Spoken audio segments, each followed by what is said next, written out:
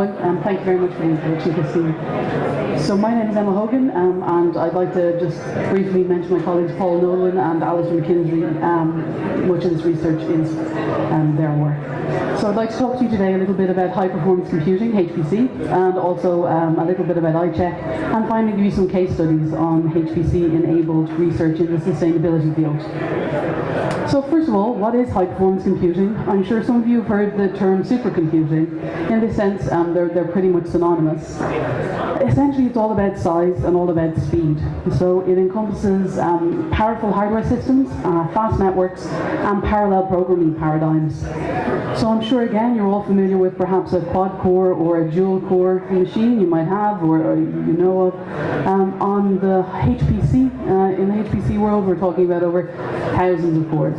Fionn, ICHEC's machine, currently has over 7,500 cores. Parallel programming means taking a piece of the calculation and doing it on a single processor, and then bringing the results back together to give one coherent result. So you can imagine if something takes, say, 10 minutes on one core, if you do it on 2 cores, it might take 5 minutes. If you do it on thousands of cores, you're talking fractions of seconds. Of course, it's not so scalable perfectly, as there's some costs associated with communications, but we can leave it there for now. So HPC benefits people with lots of data. If you want to do lots of calculations, you may need high performance computing. Also, if you want to reduce your time to solution. Right now, HPC is often seen as the third pillar of science alongside experimentation and theory. And that's because HPC enables a lot of simulation. So in cases where it's too difficult, it's too complex, it's too dangerous to run a real-life experiment, you can use simulation. So you can use HPC to simulate the real world. Some examples of this is like the birth of the universe in astrophysics is not possible to be present. In the climate world, which has big implications in sustainability, you don't want to wait for climate change to happen. You want to simulate it and look at predictions. Other examples come, say, for example, if you're a Formula 1 fan, it's pretty expensive to repeatedly crash those machines. So if you simulate that, you're reducing costs, and you are able to do things you previously couldn't. So where is HPC used? I'm sure you can think of lots of different examples for yourself.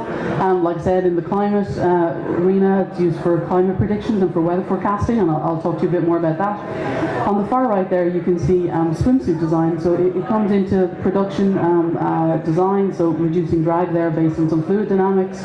On the bottom left is a Formula 1 car, and that is pressure distribution. In the middle there, you can see some production and assembly of a Pringles chip, so Pringles crisp, sorry, wrong country.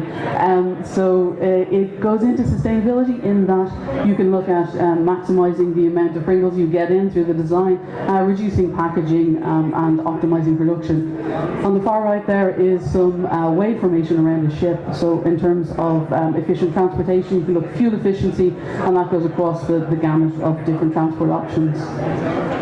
So we've talked a bit about HPC. I'd like to talk to you about the Irish Centre for High-End Computing. That's where I'm based. We're around for 10 years now, based out of NUI Galway, but with a national remit and with Dublin offices as well. Mandate includes high-performance computing and big data and analytics, and we have an industry and public sector engagement program. Our services mainly revolve around performance, so we want to speed up your code, we want to scale it, we want to make it more accurate. We are a diverse bunch of people, so 28 of us across the 2 centres with a wide variety of domain expertise, so be it in the computer science field with our sysadmins, in science and engineering, and in mathematics. Our teams are cross-functional, and they're always led by an accredited project manager. We have experience, we're quite successful in the Horizon 2020 field, European funding models, and also we're familiar with co-funding with Enterprise Ireland and the IDA. So that's ICHEC.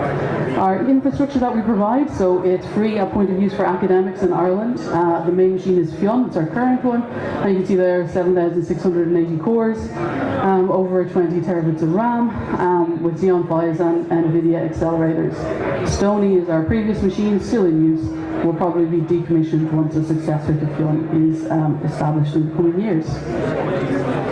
So one of our important collaborations is with Met Eir. We've been in partnership since 2007, and we provide a collaborative service as well as facilitating the running of the forecast on our machines. As a result of this research, there's been climate model input into the UN IPCC, and that's the Intergovernmental Panel on Climate Change, and we've also looked at some wind forecasting with them, and obviously the operational forecast. So Met Eir, it's a very valued relationship with ICHEC. We work with them quite closely. So then some examples that I'm going to run you through. Simulating climate change, and that's with Met Eir, looking at some high-resolution modelling of Ireland's current climate, looking at some wind forecasting, Earth observation, which is essentially satellite data, and also looking at some high-resolution satellite data used for agricultural forecasting. So the future climate, we can simulate that, and we use Earth system models to do that. The one I'm going to show you now is based on EC Earth. That includes the IFS atmospheric model and the NEMO ocean model, among other things. So Met Eir ran these simulations on ICHEC systems, and we assisted with post-processing, and we're currently working on IO development of the model. So you're going to see, I'm going to show you some results now. This contributed towards the CMIP5 project and the IPCC report. So what we're going to see is two simulations. We're going to look at a sort of an optimistic scenario. That's the RCP 4.5, where there's low to medium emissions. This means we make efforts to reduce greenhouse gas emissions. Then we're going to look in parallel on the right-hand side of the screen, you're going to see shortly, pessimistic or business as usual scenario. And this is where we do nothing to address greenhouse gas emissions. So the past was simulated 1850 to present, and the future through to 2100. And the difference provide the measure of climate change. So here on the left, the optimistic solution, on the right, the pessimistic solution. And you can see the scale there going from -8 to +8, and that's degrees temperature change.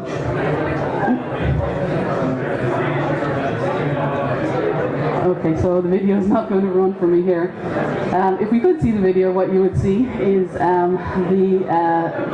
over time we'll see the left-hand side increase in temperature somewhere to between 3 and 4 degrees. That's the optimistic scenario.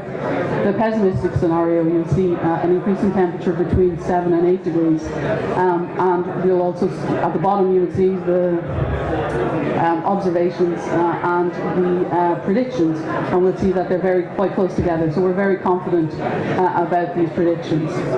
The two scenarios diverge around 2050, in 2050 you see the divergence between the temperature changes, and around 2100 you see about a 3 to 4 degree temperature differential.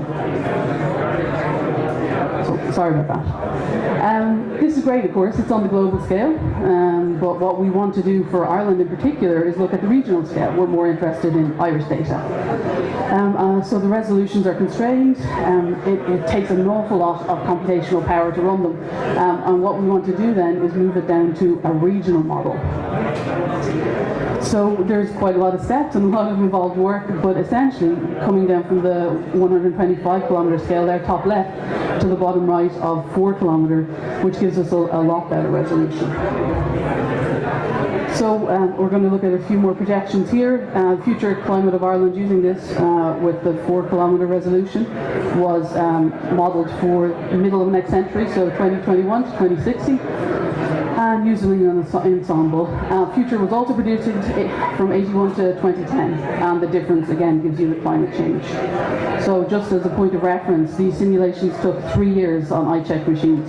So you can imagine on a regular computer or a smaller cluster, you're talking about hundreds of years. This research was funded by the EPA. So you can see here summertime daytime temperature change. On the left, the optimistic scenario again. On the right, the pessimistic scenario. We're looking at a temperature change between 0.7 to 2 in the optimistic, 1.3 to 2.6 in the pessimistic. And this is summertime daytime temperature change. In winter, we see similar patterns, this time, however, the higher values in the north. So increases of 1.1 to 2.5 there on the left, 1.4 to 3.1 on the right. So we are seeing significant increases in temperature. With this nighttime changes in temperature, what we also see then is a reduction in frost days, where frost days is defined as below zero temperature. So here we're looking on the left, and maybe 50% over most of Ireland, and on the right, 60% reduction in frost days. The impact of that then, particularly relevant in the sustainability field, is actually kind of perverse in that it results in an increase of growing days. So the growing season actually increases by up to 52 days there, you see on the far right, in the pessimistic scenario. So a growing day is defined as when the temperature is greater than 5 degrees for 6 days running, before it drops to below 5 degrees for 6 days running. Similarly, there's implications for wind energy. We're looking at wind power changes between 3 and 7%, 3 and 6% there, and also wind energy projections. This is at 60 meters, and it's power 60 meters because that's the average height of the turbines. So we're looking at reductions. So this is all great, but we're also looking at high-resolution models of the current climate. This is work that's ongoing, funded by the EPA, and we're looking at getting down to the 2 kilometre 1.5 resolution. This is very computationally intensive.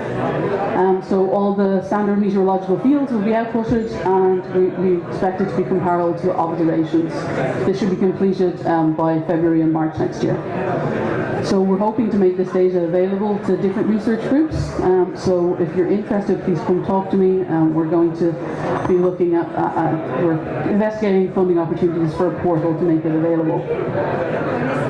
So here's some preliminary results. This is average for 1 year. So the mean 70-meter wind speed and the average near surface air density. And again, implications for wind power generation. Okay, so moving away a little bit, this is also some wind forecasting that we have done in conjunction with Met Eir. So wind farms need to be able to predict what kind of power they're producing and how much they're going to be able to sell. Otherwise, they need to fill the gap by buying energy. This is a model here based on 1 kilometre weather with statistical corrections. In the black, you can see the actual observations, and 2 separate models there in red and blue, and you can see that the accuracy is quite good. So again, the data I previously showed you could have quite good applications in this field. We're hoping to move the modelling on further. Moving on to a slightly different topic, Earth observation. This is satellite data. It has quite a lot of value to Ireland. It's been used, for example, in the forestry value chain, looking at spotting damage and getting ahead of the game there. It's been looked at for flooding, so monitoring the different defences, seeing what flooding action is happening and seeing if there's any changes, and similarly looking at the grazing. So it's projected that you could save €2,000 a year per farmer, allowing them to graze their cattle on grass for longer with the accurate high-res forecasting. So we're working together with Met Eir and Teagasc on this for better grass growth data. Teagasc actually have some great grass growing models and some actual data that we can compare the models to. ICHEC is processing Earth observation data, so satellite data, and this leads to high resolution forecasts for farmers from Met Eir. So like I said, this could add value to rural jobs in Ireland, and we're also planning a pilot app, so for farmers to be able to look at their farm level, it's at that resolution, forecasts via app. Finally, similar to the climate portal, but this one it will definitely be going ahead. The current satellite data is available, but it's sort of available at 1 week delay from the European Space Agency, and it's also deleted after about a month. So you can get a month of data, but you can't get historic data. We've begun archiving this data beginning in the middle of last year, and we're in the process of creating a portal where this data will be available. We're also working on a sort of more real-time, so with a bit of a delay, but more real-time access to this data for industry and for academics in Ireland. So again, if you're interested in that, come talk to me. And we're working on pilot projects with the OPW in terms of flooding and with some SMEs, which I've worked, we can't tell you about, and it's quite interesting. So thank you very much, that's it. I hope you've learned a little bit more about HPC, about ICHEC. If you have any questions, I'm here now, or I'm happy to talk to you afterwards. Thanks very much.